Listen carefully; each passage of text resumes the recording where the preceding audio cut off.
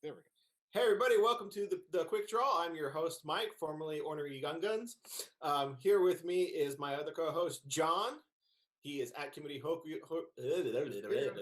I can do this at Community Kamui. I really hate your tag. Can I just say that right now? I fucking love I fucking love your handles.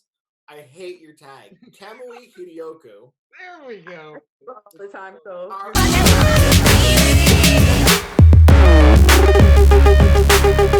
gonna set her name. I can't function tonight. I don't know what it is. What the hell? get us all caught up today. It's because it's John's favorite month. So I'm Shut gonna. up. Shut up.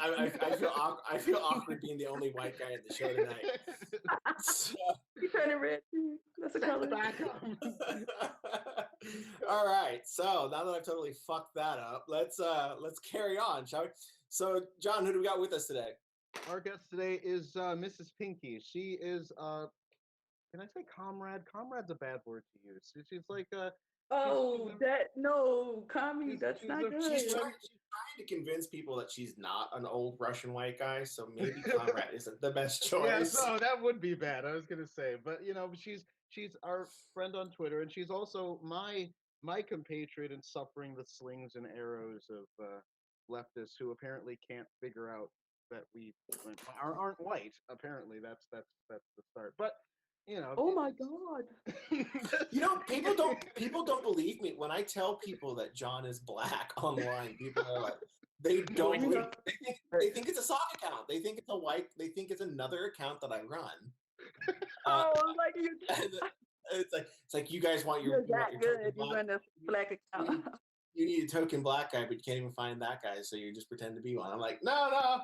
I mean, technically, we've established I am blacker than John in many ways. Yeah, So he actually likes. Well, you like collard greens and neck bones? I mean, I like those. Greens. Well, no, I like those. I love collard greens. I'm just trying to. I mean, he said it, not me. I'm just sitting here. So far. It's just the beginning. No, that's what it is. It's the music. I grew up in the South. Like the cafeteria in my high school served collard greens. It was amazing. I loved it. Oh, okay. I'm good with the food. It's the music. That's the difference. He likes hip hop. I don't like hip hop. I do like hardcore rap. Oh, okay. No, I definitely. The angry. I just like angry music in general. Like, look, here's the thing. I like angry rock, so I guess we balance each other out. So I like angry rock too. I like anything you can fight to, fuck to, foreplay, or fast drive. Those 4 Fs. That's how I. Well, then we good. Then that's all we listen to. I got you. That's all that get played in our house. Meanwhile, angry the better. Yeah. You're listening to J-pop, so that's my thing. But anywho, so yes, as Mike mentioned, it is Black History Month because apparently I'm still waiting for the complaint that it's Black History Month. Of course, it's February because it's the shortest month, and that just proves how racist everything is. But in particular, I was gonna comment. I was waiting for it to be called African American History Month / People of Color joining hands month. That's too long. That month. By the time you finish saying that, February's over. Okay. Oh yeah, you ain't lying. Hey, you know what? The coldest month too. They know black people don't like the cold. I mean, they gave us the coldest month too. Look at this. Yeah, exactly. See, like that scene in Cool Runnings, ice. Eskimos and igloos and ice. Black history and ice. It was like, in particular, no, this really is John's. This is John's favorite month. Every January 31st, I get a phone call from him. He's like, Mike, do you know what tomorrow is? And I go, what's tomorrow, John? He goes, it's Black History Month. Hey! Yes. And then on February 28th or the 29th, if it's a leap year, I call him up and I'll be like, John, do you know what's tomorrow? And he goes, what's tomorrow, Mike? I say, White History Month, just like all the other months. Well, technically, it's Women's History Month, but I'm gonna let you just have that one though, because I get two back to back. Yes, but of course, if it's not specified to be black, it's White Women's History Month. So there, that's how it works. So we get to shake our head twice. If it's not specified black, then it's got to be white. I mean, and okay, so okay, what? I was gonna ask. They call it History. They call it Black History Month, but and maybe you guys had a different experience growing up. But it felt like to me every year growing up in high school, Black History Month was really like Booker T. Washington, Martin Luther King, and W.B. Du Bois, and that was it. That was like the only famous Black people that ever like existed. Honestly, I wish those were the ones. And Eli Whitney, because he invented the cotton gin, and that was, you know,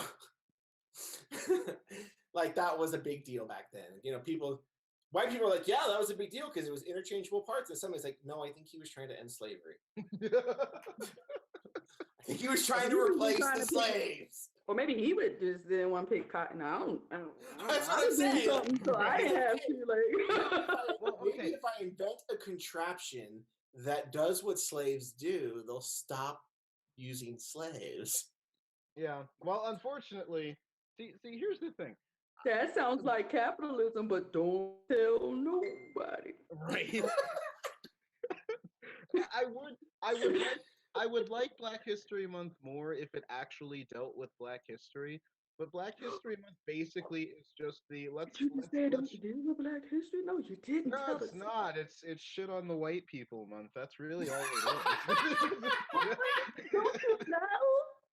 That's a good shirt. I should sell that. Shit on white people. Let's go. I need some money. That's what it is. Get with those shirts. I bring up Black history all the time, but the history I bring up is the history apparently no one wants to hear because I talk about how no, it's Black Liberal History Month, but you just don't say the liberal part because Black Marxists, Black liberals, Black leftists, everybody but the Republican blacks, the conservative blacks, the blacks that don't like Obama, y'all, all of us don't count. Like we wait. There's blacks that don't like Obama? Right. Oh. Where are these? That's like a unicorn. I'm a white Russian guy. I'm sorry. I was like, I was putting a corn right here, right? Okay, there we go. But that's just and again, well, because here's the thing. Okay, so Black history, the thing about it is that blacks do have a proud history in this country. It's just the history we don't hear about because it's the history that basically shows you that black people are perfectly capable of getting along in a society, even when America was in a position where it was trying to keep blacks down, it failed to do so. Blacks are that good if they stay focused on actually doing something for themselves. The minute they got to the 70s, where it was like, okay, now it's time to pretend that you're incapable of even the most pedestrian of accomplishments and everything is white people's fault and we can't do anything until white people get around to recognizing that our lives matter, other than like the 5 to 7,000 people that get murdered. They got used to the goodies. They got used to the dependency. Like black people, I mean, even I've seen in my family, my friends, it was more like first dependency and welfare and stuff was more like I use it if I need to. I'll get it if that's, going to help me do better. I'll get it just to get me on my feet. And I ain't going to tell nobody that I got stamps in my pocket, just shush, But now it's like, girl, get your food stamps. You're going to get free money. And they don't care. Their kids don't even have good clothes. And I'm like, get this iPhone. It went from something I ain't really was proud of to, everybody get yours. The government just handing out checks. Right. So Obama phones. Woo! Oh God, yes. I hate that they call them that. My mom tells me stories about my grandfather, her dad. And back then when the welfare people used to come, because they were seeking people out to put on welfare, and he would literally run them off the porch. Like he would like where's my shotgun type of deal. And so so that was my evil conservative. Those evil conservatives want to shoot the poor off their porch. Right. But that was my grandfather. It's like, you don't come in here telling me you're gonna give me stuff. That's not how this works. I do stuff for myself. Yeah, my dad saw it as charity. He was like, I take care of my own family. I don't need y'all to come in here. And... I'm sorry. You gotta go to bed, sweetie. I got my kids too. That's awesome. Yes, I love it. I'm one of these days. My kids are gonna do that to me. I put mine to sleep before we started. Y'all want have me in here like that dude on TV that they thought the lady was his nanny. Y'all seen that when she came in and get her baby and it was like, that's the nanny. He treating her wrong. That's his wife. No, liberals always think somebody. Which I don't know if that makes it better. I mean, if they think he's treating the nanny wrong, wouldn't it be worse if she's the wife? I don't even so the other thing I was But thinking like I was of is saying, like my this whole I think American history is Black history. So to say like we need our own month is just annoying to me. You know, I tell people all the time I'm a veteran, you know, right? So it just irks me when we gotta separate ourselves and then they get mad because we're separated. And then I right, you just can't like win. You can't win either way. and then I am Black. So I'm like, should I just be happy for them? I don't know. Like it's crazy. Well, see, I grew up in the South, and I actually I'm gonna get called a racist for this comment, but I actually don't see color.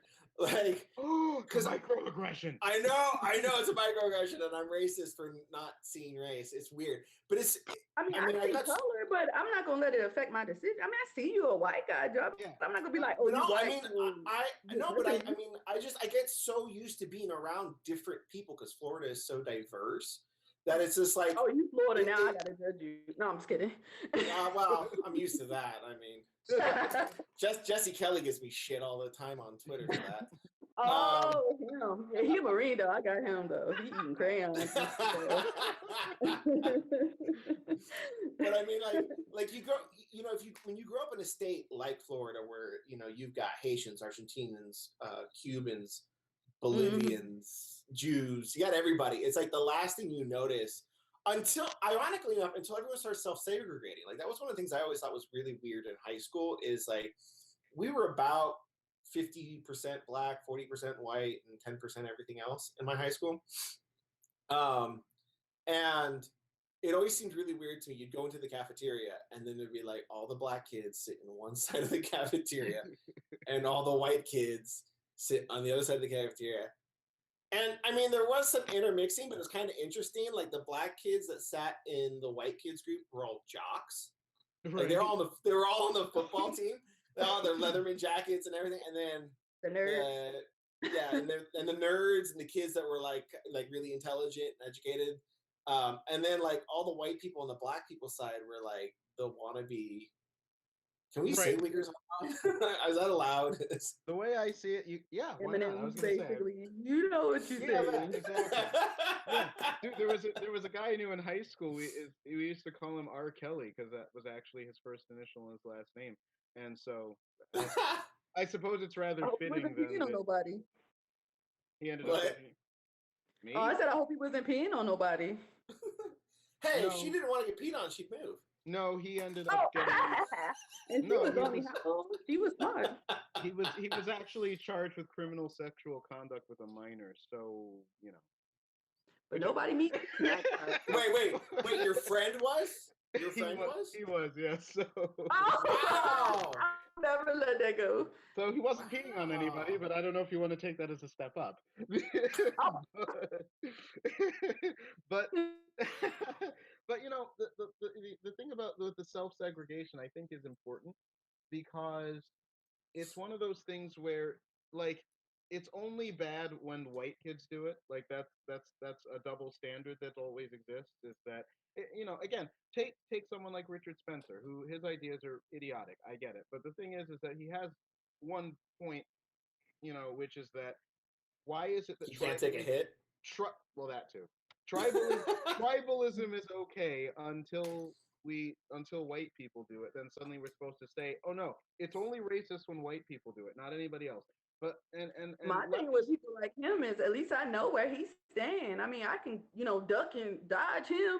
I don't like the soft bigotry of liberalism because they coming up to me like, you know, they all good and they can give me something to eat, and then I'm all over here like, you know, thinking they was nice to me and they all pat me on the back like a little kid. Exactly. Or, yes. Like a little child. That's the thing that irks me about Democrats. Now, like even if they say that, you know, Republicans are racist, at least, you know, okay, at least I know where they stand. But Democrats are the ones who are like, oh, y'all can't get IDs and y'all can't do this and y'all can't. And I'm like, Yeah, I'm that's saying it's really. 2018. Like, what year y'all think it is? Well, here's let Well, me try. John and I have said for a long time, it's like, what's more racist? Like saying we should leave blacks alone. The government doesn't need to take care of them, and we're not willing to take care of them or pay for them, or blacks can do nothing unless Whitey McCracker government is there to take care of them every step of the way. Right. And it's like, oh, you're black? Oh, I'm sorry. You lost the genetic lottery and you can't do anything for yourself. Here. But don't worry, I'm here to save you. Don't worry, the white man's burden is here to take care of you today. Well, and here's the thing. Let me try a term out on you. Sam, Uncle Sam is a bad daddy. Let me let me try a term out on you, Pinky, because this I think fits. So like I'm the type who white leftists in particular have really great on me, and so they engage in what I like to refer to as self-flagellating autofellatio. So what I'm referring to is it makes sense because you're the whipping yourself, the self-flagellation. That's white privilege. It's the idea that white people are evil and oh, it's so terrible. It's so terrible that I'm white. Whip, whip, whip. But then on the other hand, but I'm better than those other white people because I care about black people. And by care, what I mean is I'm their self-appointed savior. And I'm just here to, and when a black person is like, okay, but shh, I'm here to save you. I'm here to save you. From what? It was like, no, don't you Nobody understand? asked you. Right. It's like, don't you understand? That's the autofellatio part is I'm better than everyone else because it's like I'm here to save you. Oh, that's when I got banned from Jillian Walls. I was arguing with her. I guess she thought I was just a troll because she's gonna tell me what caused black unemployment and black unemployment youth. I said I grew up in the inner city. I had a job in the inner city, and I was a black youth. But you're gonna tell me what causes? I was like, who did? I mean, I know what it was like. No, you ain't telling me nothing. Like, right, but no, but that's tell your white just girlfriends at the hair salon, okay? Like they have the absolute goal, and there's this guy. I don't know if I want to name him. It violates my sense of fair play. But like basically, he just follows me and takes random pot shots at things that I say because apparently he thinks I live in a bubble. So basically, the bubble he thinks I live in is that one where I think that black people are perfectly capable of actually, doing things, living their own lives. But apparently that's racist, and I'm turning a blind eye towards racism because apparently outside that bubble, black people are dying everywhere, and oh my god, oppression everywhere. And it's like, dude, really? This is an awfully weak system if the way to beat it is if I don't commit crime, I keep a job, and I basically just, live straight, it doesn't bother me. That's a weak system.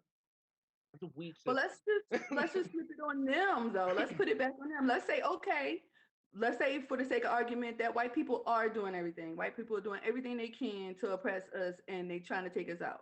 We still here. What we gonna do about it? Right. It's keep on crying. They oppressing us. We gonna do something about it. Well, right. Now you bring up a good point, Miss Pinky. So I think you guys would both agree that there was more oppression 50 years ago, right, than today. So blacks, you would argue that even if what liberals say about black communities and black victimization, that is accurate, it's still better today than it was 50, 60, 150 years ago. Down with a water hose and chased by no dogs, and I'm in Georgia. Right. I mean, the dude up the street from me got a big Confederate flag at the corner, okay? And I can go walk right past his house and say, how you doing? So, yes, I think I got it. I mean, we took pictures of a cotton field the other day just laughing and giggling. I mean, yes, we got it. Right, but that's just it. But white leftists in general. That's what I'm saying. I don't argue with them and say they're wrong. I'm saying, okay, what if you are right? But what am I supposed to do? Crawl up in the corner and just be like, I'm black? Yes, exactly. That's exactly what they want you to do. That's exactly what they want you to do. I mean, I can curry now. I can vote now. I can go to get a job now. I can go make my own business now. Right. I mean, okay, let the white people do what they're going to do. And I'm not going to burn my own neighborhood down and tear up businesses that are in my neighborhood. I mean, right. You see what I'm saying? I flip it on them. I'm like, okay, so. So what do you That's do? what I do. And that's the But question. see, I mean, I think that's a message that you would think would resonate with just about anybody, but especially with people that see themselves as oppressed or not as well to do as other groups or other communities. That's a message that's powerful. It's empowering. So why does it seem that so few in the Black community get that message? Why doesn't that resonate, do you think, with more Black individuals? If I may, or does it, we're just not seeing it, or does it resonate with them and nobody's really like I think doing it does. anything with it yet? I think it does. But the problem is that the Black people who you see, in other words, and this is something where I'm sorry, I'm getting a little my reading kicks in. But John McWhorter, I don't know if you've read his books, Miss Pinky, but they're really great. He pointed out that most of the time with Black people, there is a private stance and a public stance. So the private stance is you do live that more or less. I mean, yes, you have the inner cities where this is really a problem, but basically most Black people tend to live normal lives. They don't believe in all this activism stuff and whatnot. But in public, you're not allowed to say that. You have to say in public that, oh no, white people have to do something or else we're all gonna, because it's become the locus of Black identity to be counter the culture. I think Yeah, that, he's not wrong about that because I was the same way. I didn't show my face online. I didn't even go online. I didn't talk about politics. It caused fights in my family. Like even now, like on here, I don't know how many people going to even see this. And I'm like, oh my God, my face is online. Oh my God. Who going to see this and say, oh, she's a city now. She live in Georgia. Now she conservative. Oh my God, she in a red state. They done right. brainwashed her. Oh, Don't worry, nobody watches the show anyway. So no, that's what I'm saying. Like, that's what I'm saying. We're though, working but you on never that. know. So I'm like, but I'm saying after a certain point, though, you got to make a decision because I mean, the liberals keep pushing and pushing and pushing, like with the Chick-fil-A thing. Like, for example, I use that because I was just in my car trying to get a chicken sandwich because I like to eat, right? And I cut over the radio talking there's about a joke in here somewhere, a very inappropriate joke in here somewhere. Oh no! I could have made one, but nah, I'm good. This is you go ahead. I'm not trying to get fired on the first day. No, I'm just in the sandwich trying to be a big girl and trying to get me a sandwich, and they go on the radio. We gonna boycott Chick-fil-A because they, supporting gay people and stuff. And I'm like, or not seriously, I supporting don't gay really know how I feel about gay marriage. I ain't give it a second thought. I'm not in a gay marriage, so why bother me, right? So I ain't really give it a second thought. And then I'm sitting here about to eat this sandwich. I'm like, do I gotta sit here and really debate between gay marriage or eating this sandwich? And if I eat the sandwich, I'm gonna get gay. Like, what is this world an coming easy to? I like decision, I chicken, think. like, and I'm like, what is this world coming to? Like, if I go in a Hobby Lobby to get my yarn, I'm against gay people now. Oh my God, y'all just ruined everything. Right. Like, and that's when I'm like, you know what? I don't care who know what I believe right now because this world is getting tiring, and it's like you're gonna have to pick a side eventually. Like, my husband is the same way. He like being neutral, and I'm like, it's not good enough to be neutral no more. They're gonna keep pushing you. What you believe? Right. What you believe? What you believe? And you're gonna say, you know Right. what? This is what I believe, and you either gonna like me or you're not. So and they'll yeah, say on there's YouTube. no wrong answer, but there actually is one. It's like the people I talk to who'll say that the Black experience is not a monolith, and then I tell them my experience, and they're like, well, that's not the Black experience, and it's like, well, I thought it wasn't monolithic. It's like, well, but yours doesn't count because like my experience literally is, and again, I don't believe there is a small number of Black people who have this, but my basic experience is, when it comes to dealing with police, I have never, ever had a bad experience with police. The only time that a police officer has ever stopped me, like to talk to me, was because I was in an area. I was waiting for a friend, and so I was standing like at the corner of a parking lot. So he stops me, and the guy was nervous as hell, and you could tell he's not afraid for his life because his hand would be near his gun. It wasn't. He was nervous as hell, and he explained to me in vivid detail why he stopped me and was just like, well, we've had some drug deals in the area. People tend to be standing on corners. You're kind of here, and I got to stop you. He's like, it has nothing to do with anything about what you look like or anything like that. I just need it. And I'm like, sir, I know you have a job to do. Please just do it. It's fine. And he visibly relaxed. As soon as I said that, calm.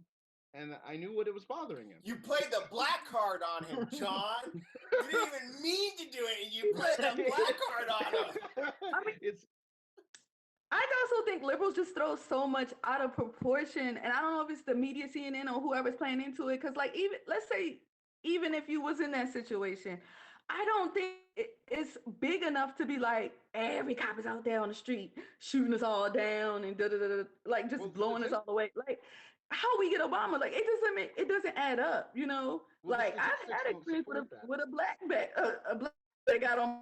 Like, so I mean, like, well, and I've met people of all walks of life that was good and bad. So I can't be like, you know, all these people do this and all these people do that. I've met Muslims who were great, you know, and I met some that when I was in Iraq, that I was like, I don't know what's under your dress.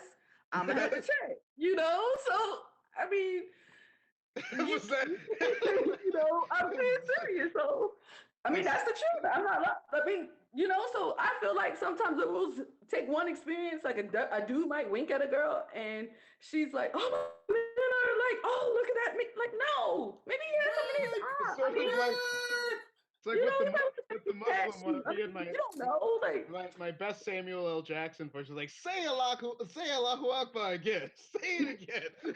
But like, and I just can't. And like, it's kind of funny. It's like they picked my politics for me because I honestly didn't have a political side. That I still sometimes say I don't really even know where I'm at, and they just do something dumb again, and I'm like, well, I know I'm not a liberal. No, do you think partisan politics plays a part in that, Ms. Beaky? Because I think what I've observed is when you take politics out of the discussion. In other words, if you don't mention Republicans, you don't mention Democrats, you just talk about policies or principles, you know, about what works. I find that Black individuals sound like you guys. They'll be like, yeah, no, you know, you got to work hard, and you got to do this, and you got to get educated, and you got to take care of yourself, and you got to follow the rules. That conservative word or Republican, they like, right, like, no, they racist. Like, what? Well, that's why. Unless they're football Marxists. If I'm talking to a Black Marxist, then it's like talking to a white Marxist. Well, then you're talking. Oh, you're a fucking moron. Okay, that's cool. Black Hitler, that guy on YouTube. That guy's hilarious, though. What's Gazi Kodo, I think is his name. I don't know. I mean, they're there. They usually, if you argue with them on Twitter, they usually have something stupid like anti-capitalist or pro-Marxist or something that signals they're basically a socialist. Yeah. So, and what they'll do is they'll couch Black issues in the language of Marxist oppression, oppressor versus oppression. Right, and that's key. Right? So that's why I always come with the okay, let's tell them they're right and tear their argument down like that. Because when you do that, they be like, oh, like Cassie Newman and Jordan Peterson, she was like, said I was okay to offend him, and how can I say offense is bad? I don't know what I'm doing. That was beautiful. That was so beautiful. That was like I was dying. I was like, she had a great part. I was like, oh my god. I'm really kind of bummed that our producer couldn't be here. This seems like this would be a really fun and awkward for a Canadian conversation. Oh yeah. Well, now she's I do a little apologizing on my own because the only thing is we had to have that long discussion about the American flag and burning the flag, and because I'm a vet, I'd be so mad about that. But y'all not wrong when y'all saying that's a First Amendment right about that. But as soon as somebody do it, I want to just take my foot into their neck and I'll be like, yeah, it's a First Amendment right, but don't do it. Like, but y'all right. First Amendment right, but I'll whoop your ass. Well, what about the whole kneeling thing? See, because I know where I stood on that one. My thing is that kneeling for the anthem to me was really stupid. Because ultimately, the reason why they said they were doing it, first of all, isn't real. That's just stupid. Well, here's the thing. Don't ask me why this stuck in my head. It did, but I remember the 2016 statistics, like the part of the crime statistics for how many Black people were killed and why. And the thing I remember was in 2016, 223 Blacks were killed by police. Of those 223, 16 were unarmed. Now, let's just assume for the sake of argument that anyone killed unarmed was killed unlawfully, which is probably not the case here. But let's just assume for the sake of argument it is. So 16. Now, how many blacks were killed in homicides? 7,881. Of those, I think somewhere in the neighborhood of 7,500 were killed by black people. Now, I'm not an expert or anything. I don't think I need to be a mathematician here, but I think 7,500 is a good deal greater than 16. So I keep thinking to myself, if Black Lives Matter, why exactly do those 7,500 suddenly not matter at all? I've heard the excuse that like they think that if it's the roles are reversed, if it's the white guy that gets shot, then he gonna go to court and the guy gonna go to jail. But when it's a black, victim, the guy's gonna get off. My thing is this. I don't buy none of the narrative about the kneeling. I think Kaepernick needed some attention and he kneeled. Well, yeah, and then because he's a really bad football player. Yes, he's a shit. Yeah, and somebody was like, so what are you kneeling for? And he was like, police brutality. Like, and it was like, exactly. He was like, yeah, for my people. I'm praying to get another contract because I really, really suck at football. It's like he hated the NFL so badly. He didn't stand up for the domestic violence in the NFL and the concussions in the NFL and the wife beating in the NFL and the cheating in the NFL, Tom Brady. And he didn't stand up for none of that.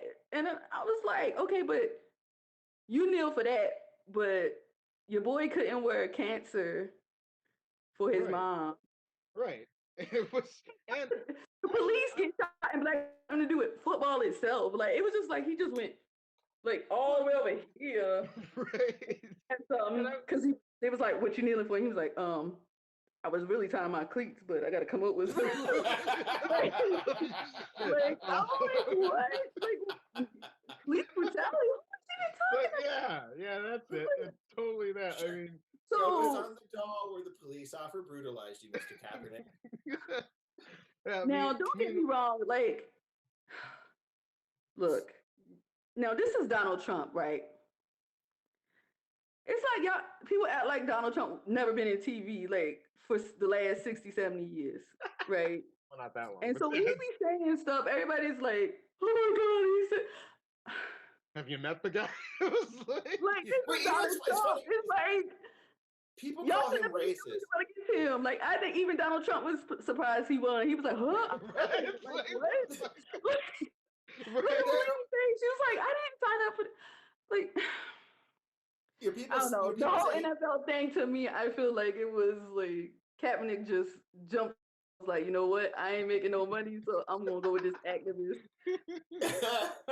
I don't mean to like, throw him under the bus, but that's what he doing. Like, really. Right. I find it funny that people say he's racist, and it's interesting because I think to liberals, all racism is the same. If you are a racist, if they think you're a racist, there's no difference. You're all we're all sheet wearing, cross burning. We say the N word every other syllable. We want to hang black people left and right racist. Like that's their mindset. It doesn't matter if your racism only is ever like off color jokes. No pun intended, or like actual lynching. But it's kind of funny because I will say this. I think in a way Donald Trump is racist. I think he's racist in the way all New Yorkers are racist. I mean, we're talking. This is a state. This is a state that invented the phrase, "Yo, I'm not a racist, but like." Nothing good comes after that. That's why when he said that, I was dying, and people was looking at me like, "How you find that funny?" And I'm like, "Have you ever never been to New York? Like, if you've been there, you've heard that like 20 million times." Like, and I'm from Baltimore, so yes, I'm not a racist, but it's like, okay, wait, stop. I was like, Donald, wait, you don't got no teeth, right? It's like, who be letting him on Twitter? Like, when the whole like NFL thing came, I was like, somebody get the president's phone, like somebody just tackle him, like. Yeah, seriously. Seriously. Okay, firstly, get 2 guesses where I was born, Mrs. Pinky. Second of all, yeah, I'm a New Yorker. But the thing is that racist. Also, Racist. exactly. Uh, Yeah, the guy who spoke fluent Korean by the age of 4. But here's the thing. The other thing is that calling Trump a racist I find funny also because to be a racist and actually put that forward in public requires you to have a very dedicated philosophy. Last I checked, he has no dedicated philosophy of anything. Okay, Well, he doesn't have. I don't think he has the attention span to be a racist. Going back to what I was saying earlier, like okay, I grew up in the South. Believe it or not, the South isn't actually that racist. No, it's not. But you do I live in Georgia now, so no.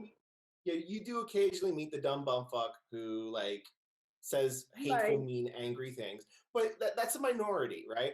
Then you've got like the New York racists. Those are the guys that just they believe every stereotype is true, and then they say things like, "I'm not a racist, but you know, all black people, blah blah blah." It's like, stop. I went to school in Utah, right? And I went out to BYU. That's where I got my degree. And my first reaction when you get out there is like, "Where are all your black people?" There's nobody out there. I was like the one black guy in the engineering program that I was best friends with. And there was kind of a racism. And my wife's Hispanic, and she gets some of it, but it's not malicious. Like out there, racism is more like they just watch BET and they think all black people are like that because that's their only exposure to black people. It's like, oh my god, so you guys fighting everybody. Yeah, it's like you guys don't talk. I mentioned I have one black friend in BYU because he was the only black guy that went there. And he was from New York, so we got along well because we were both East Coasters. And we were both raised Mormon, so BYU wasn't like strange to us, but it was kind of a culture shock. So we were talking about the culture shock, and you know, people are gathering around and listening to us because they've never seen a black guy before, and we're having this conversation. We're having this conversation. We're commiserating about the East Coast, about what a culture shock it is, and we're getting to know each other because this was like the first time we met. And he mentions how his parents, his mom, he's half Haitian, half Black American, and I go, "Huh, that's really interesting."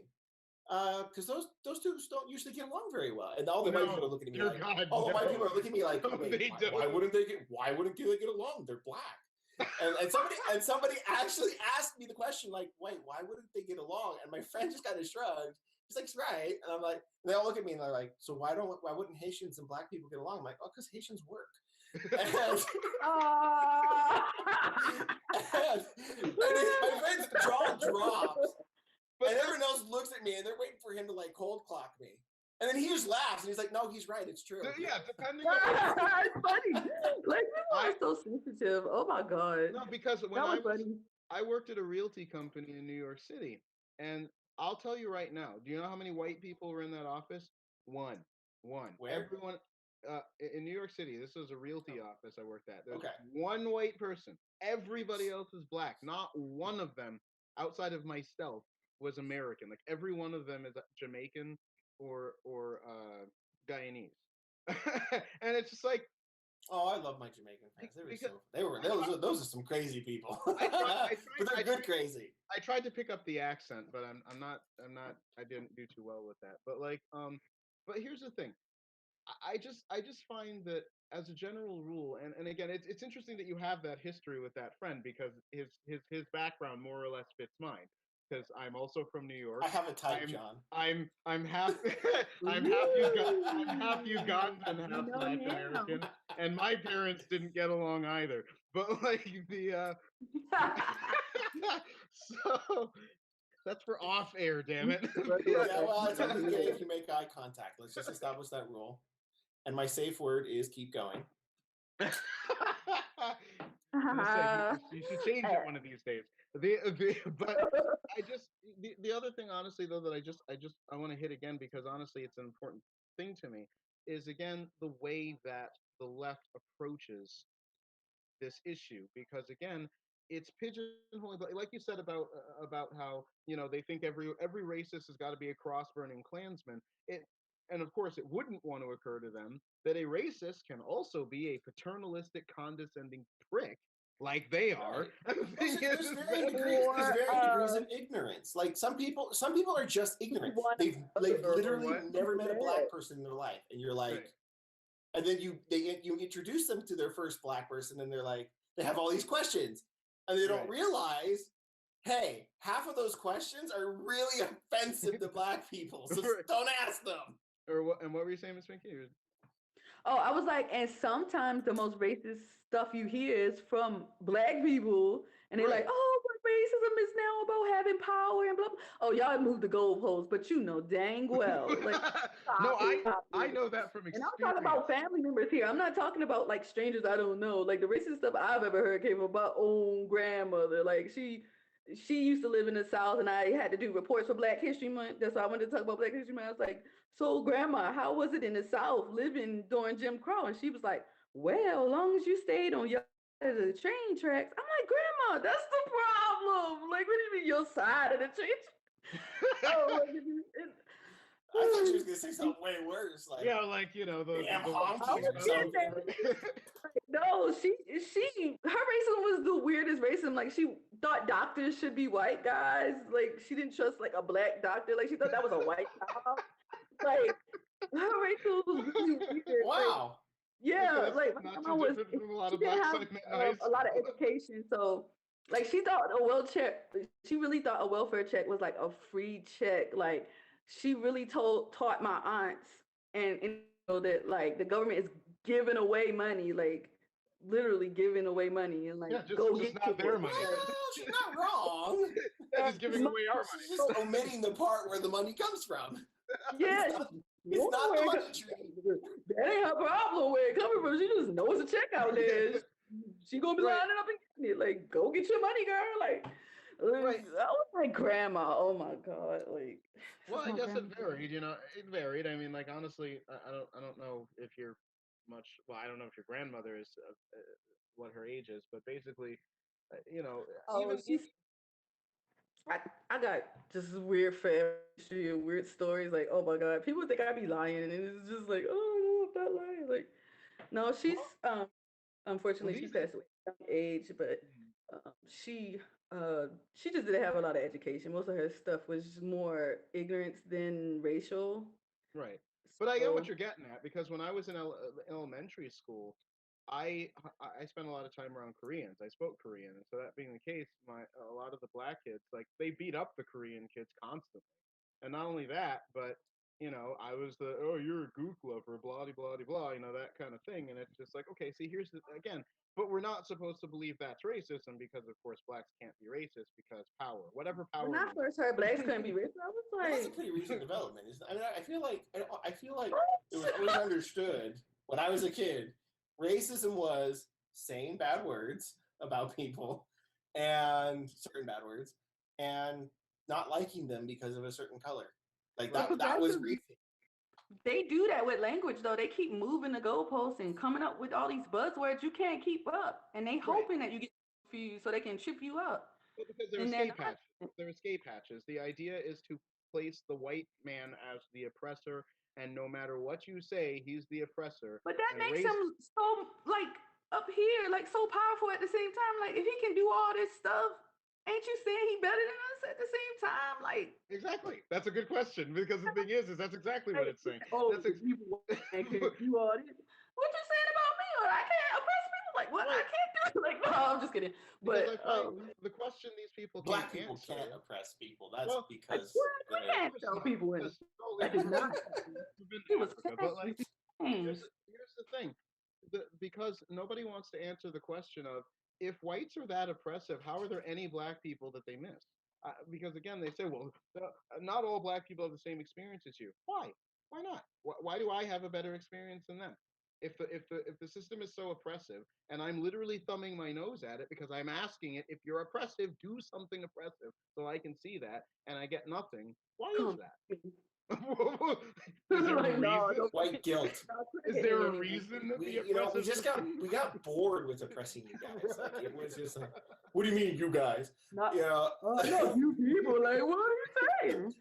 Like, you saying y'all killing each other? I ain't got to do nothing. I just sit back and watch. Seriously, that was the thing I always used to say, was like, the police are out to kill black people. It's like, really? They're awfully inefficient at it. The fastest way to kill black people is to just stop doing their jobs. Honestly, that's the quickest way. I was like, if you really want to kill black people, just leave. I was like, that's it. No, Like, they get no. Because the funny part is they'll get mad at me and you because we don't want to live in the same neighborhood. They be like, "You learn how to rap or you learn how to dance, and you don't want to live here no more." No, I live where y'all shooting at. I might like black people, but I'm moving over here. this may come as a shock, but I can't dance. It's quiet outside. I used to be able to break dance. Again, another reason why I'm blacker than John. And here's the funny I can't thing. do that either. If I start breakdancing, I'm gonna call 911 or my husband's gonna be like, "What are you doing?" Yeah, I had a Japanese. I can't do it now. I had a Japanese friend who was teaching me to break I was about to watch. But give me some popcorn. I had a Japanese friend that was teaching me to break dance. In exchange, I taught him Japanese. But It's a small world after all. My family is interracial, but there's no white Russians though. So. Oh God, are you sure? I can really go. Oh wait, there's white, but I don't think they're Russian. Like I don't know. I gotta see which white they are. I guess which white, like, because they make it seem like y'all don't come in different flavors. They feel like just white people. Like what? Right, exactly. Because there's lots everybody of else gets to be everything. Just right. Y'all. Now, Miss Pinky, have you seen Black Panther yet? Oh yeah, I can't let that. Oh no, I'm gonna go see it. I'm planning on it's not out yet. Oh yeah. Wait, it's not out yet. No, it's not out yet.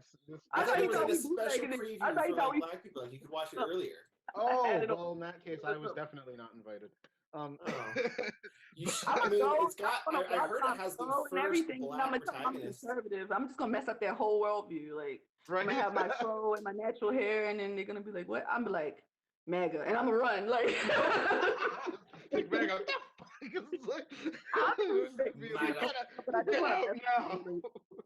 Get out now! She said MAGA. Grab my phone and put MAGA head on and just run. Like she's probably got a Klan tracker on her. Oh God, the Klansmen are coming. It was like I laugh at Trump's tweets because I know for a fact he's trolling. Like I just feel it like he's behind the like I got the liberals again. I totally believe that. I absolutely believe that because some stuff he said. Like, ain't no way. Like he think this is okay. Like no way. He knows me mad calling him a racist in the morning. Like I know he's doing this for CNN. Like as far as Black Panther goes, I don't know if you heard about all the scuffle with that because what they did was apparently you're not even allowed to criticize it. Like it's got 100% critic rating because don't tell me that. I'll be the first person saying that movie was trash. Like you're just gonna ruin the movie for me now because now I'm gonna look for like all the things about it I don't like. I can already think of a few that I probably won't. I love Marvel movies. I'm looking forward to the Black Panther. I'm gonna give I'll hate on you just because. Like, don't do that. Don't tell me everybody you can't criticize. I will just because they're gonna ruin the movie for me. Like, no, they did that wrong. The lighting sucks. Somebody needs to fire that key grip. What the fuck?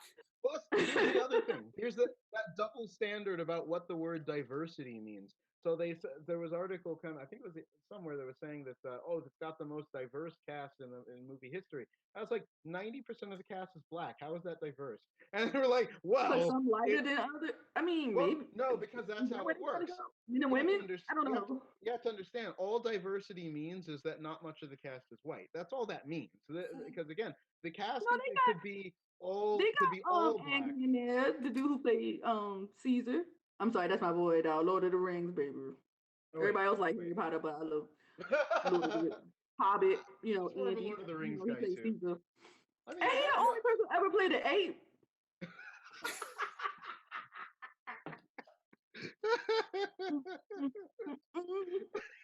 Twice. Whoa.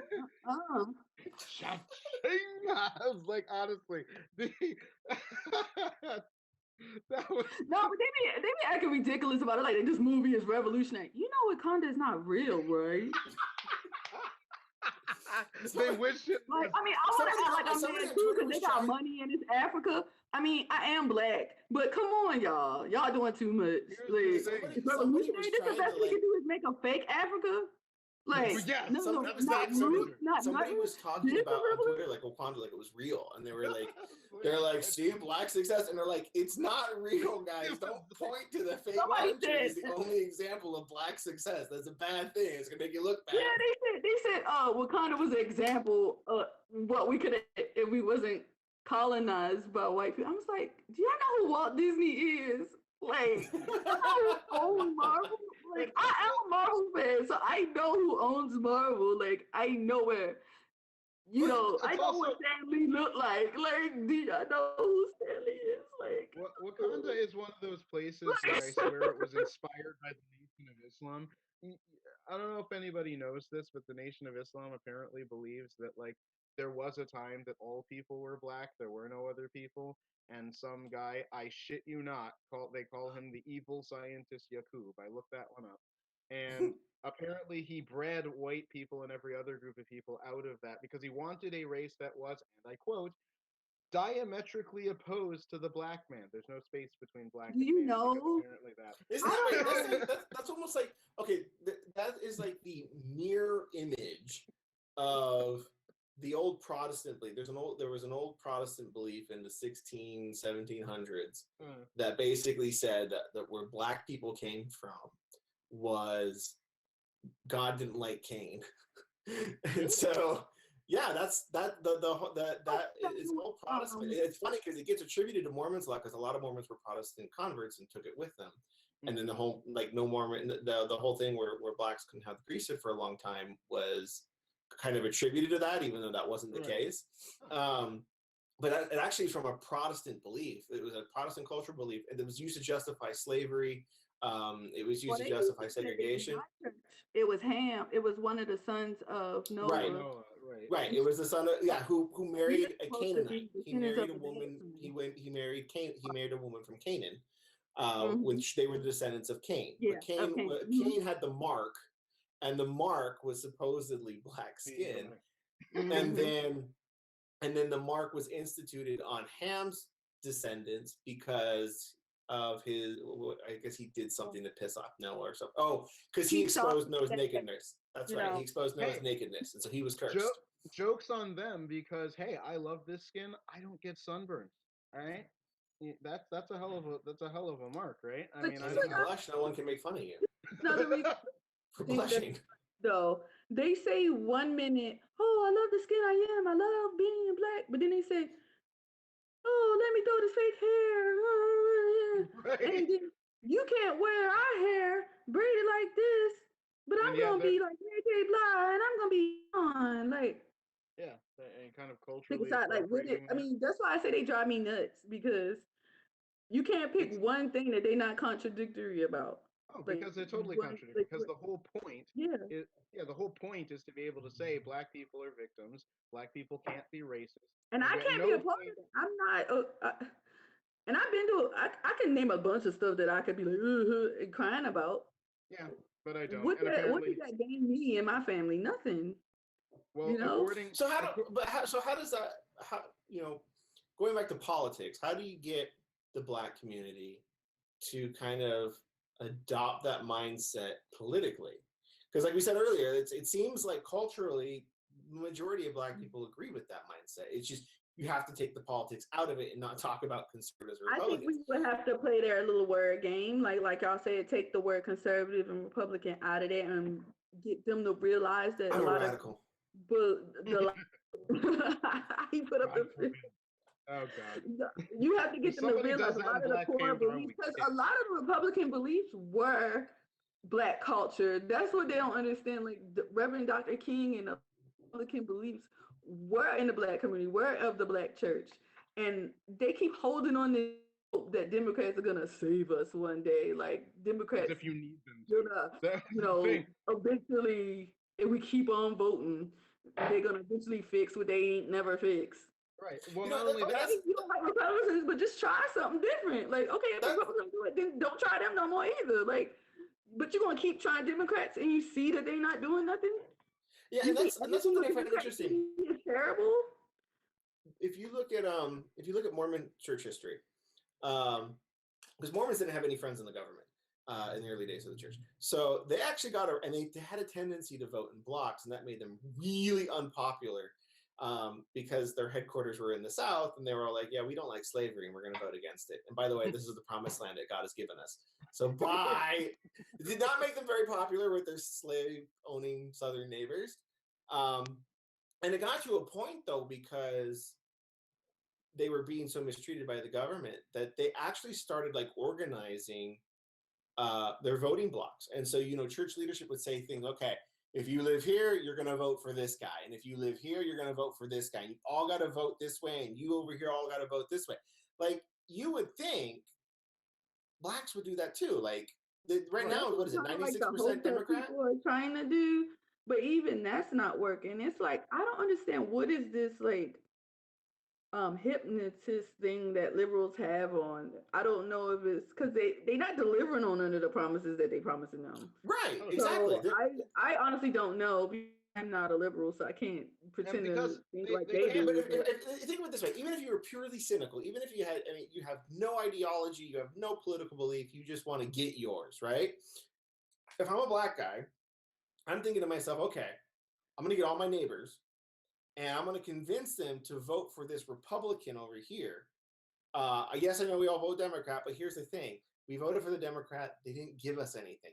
So let's shock the Republican candidate in this, local election or state election. It'll scare the shit out of him. He won't know what to do. He'll be eating out of the palm of our hands. Like, he'll do anything we tell him to, because it'll be the first time a white Republican got elected by a bunch of black people.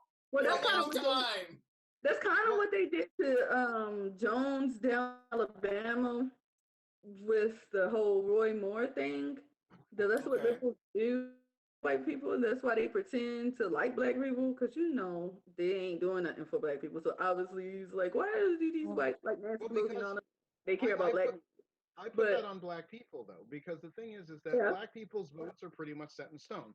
So that makes you politically powerless, because on the one hand, neither Democrats nor Republicans are interested in doing anything free, because if Democrats know that no matter what they do, blacks will vote for them anyway. Republicans know that no matter what they do, they'll never get black votes anyway. So what's the point? But Nobody if you look at you gotta look at the numbers, but you gotta look at the numbers a little bit closer, though, because actually a lot of black people don't even vote. Because we only make up 14% of the population. Right. Out of 14%, only 25% vote. So that's a quarter of 14, which is only 9%. Yeah, very and tiny. And of that 9%, 95% vote Democrat. So that's not a lot right there at all. So it's like whoever get the most white people is who's gonna win. So when the white people voted for Obama, it was like boom. And then when y'all was like, okay, nah, he was bad.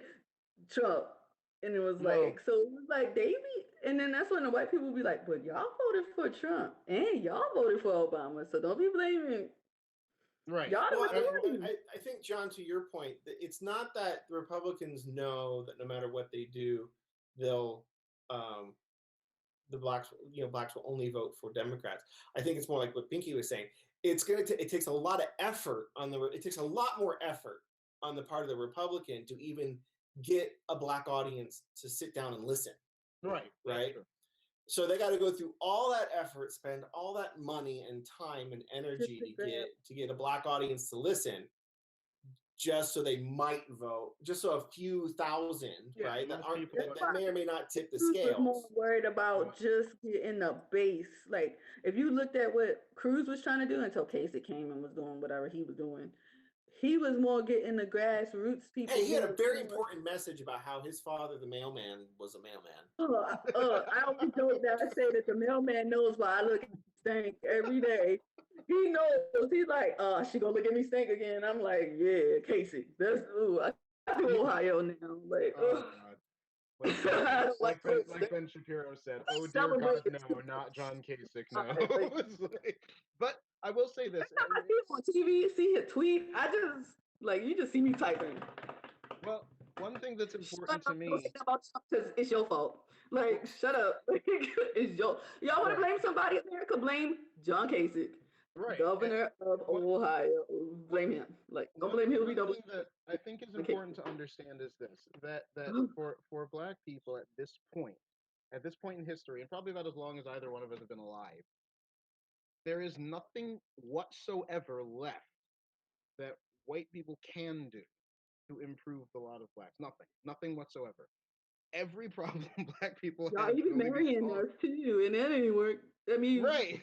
It's I only would say there is one thing we can do, and that's get government leave us out of their alone. lives. It's like leave people alone. That would be the start. I was gonna say we can leave them alone and get the government out of their lives, and then I mean, because and that's the argument that I always go to when people talk about like, the what was the guy that was selling Lucy's and he ended up dying? Eric Garner. Eric Garner case, like that, or Philando Castillo. Like, okay, I mean, you could rather than argue about whether these guys, did they obey the law, did they follow the order, if they just acquiesce, or was it police pressure, was it white supremacy in the local PD?